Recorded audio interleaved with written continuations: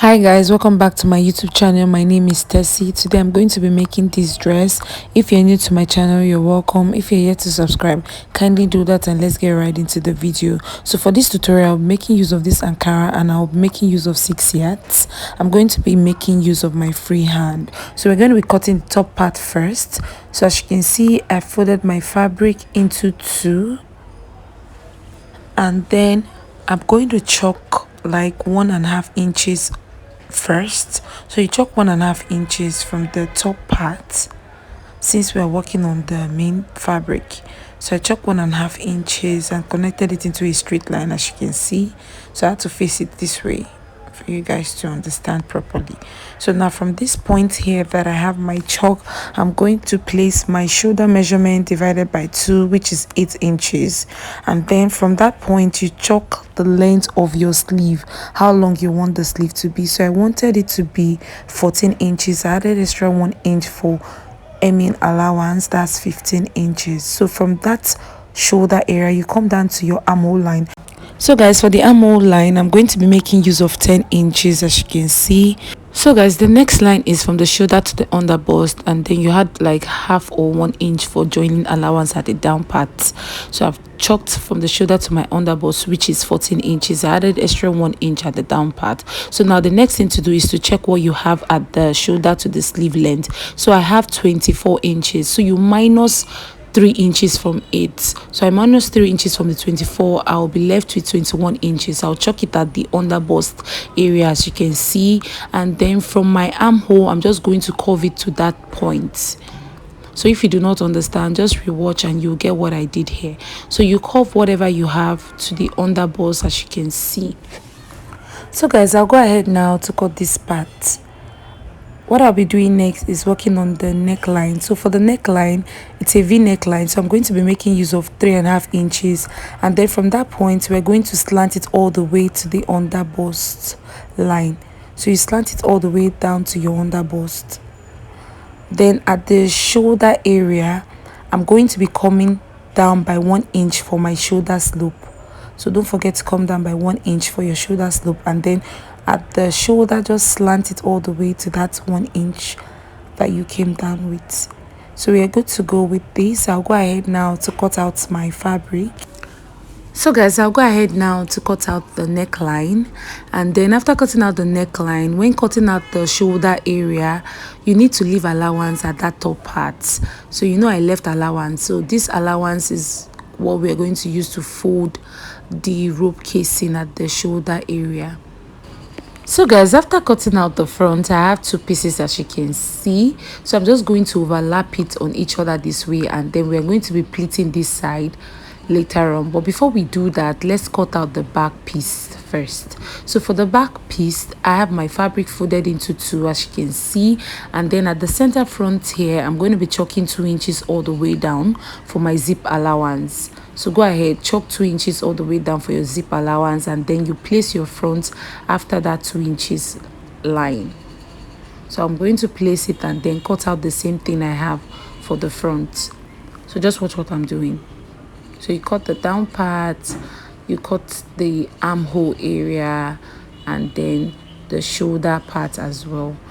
So guys, I'm going to be working on the neckline. After the zip allowance, I'm going to chalk how wide I want the neckline to be, and then how deep I want my neckline to be as well. So from the starting point I came down to 9 inches. You can come down to 11 inches. It depends on how deep you want it to be. So from this point I'm going to slant it and give it like a V-line effect, and then slant it to the zip allowance. So we're good to go with the neckline. Then for the zipper bulge, I came in by 0.75, and then from that point I just slant all the way to the waistline. So we're good to go with the back. I'll go ahead now to cut this part out. So guys, after cutting at the back, we're good to go. We're going to be working on the down part, that's the bust area. So we're going to be working on the front part of the down part, if you understand what I just said. So I folded my fabric into 2, and then this starting point here will serve as my under bust line. So guys, like I said, I'm going to chalk the under bust line. So I have 15 inches at that point, and then from that point I'll chalk my waistline. So the waistline, I'll chalk it down there and then connect it into a straight line. And what we'll be chalking next is the bust, how deep you want it to be. So for me, I want it to be 5 inches. So from the waist, I'll chalk 5 inches down there. But since I'm working on my fabric, I'll add extra 1 inch for joining and sewing allowance, which is 6 inches. So I'll connect it into a straight line and then cut out the excess at the down part. So guys, what we'll be doing next is placing our actual underbust measurement at this point here. Then you place your waist measurements, and then from that waist we're going to connect to the bust. So my actual underbust measurements divided by 4, I'm going to chalk it at that point. That's 9.5. Then I'll add extra 2 inches for sewing allowance. At the waist area, I'll place my waist measurement divided by 4 and then add 2 inches for my sewing allowance as well. So I'll connect from the underbust to the waistline, and then what I'll be doing next is from the actual measurement which I have here, I'll connect to the bust area. So from this point, I'll connect down here. So guys, this is what it looks like.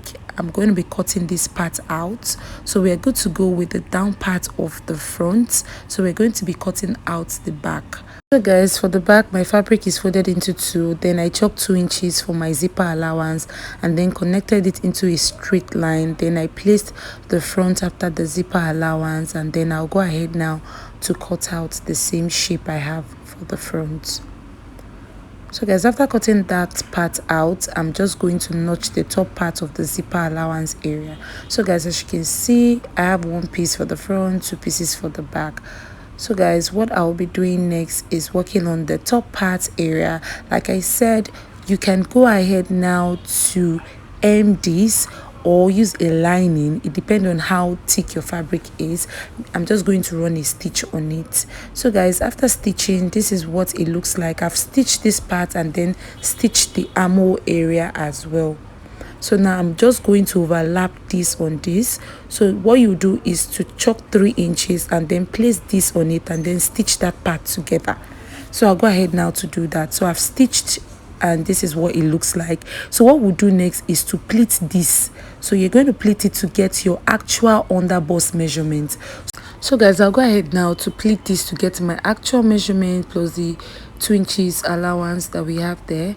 So I'll pleat it and then place it right side facing each other and then stitch the front together. So we're going to be doing the same thing for the back part as well.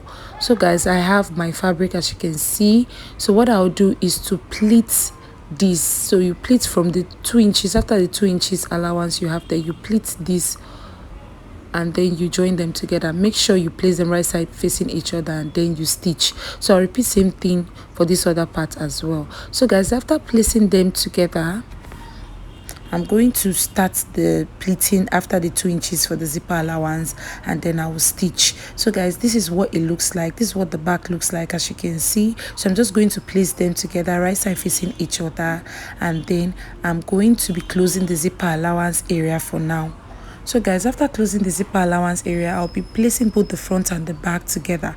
So I'll place them right side facing each other, and then we're going to be stitching. So we're going to be stitching the shoulder area with that 1 inch allowance we added at the top part. So go ahead now to stitch. So guys, after stitching, this is what it looks like as you can see. So what I'll be doing next is working on the rope casing area at the shoulder area. So you open up your fabric this way. You can see the allowance we have there.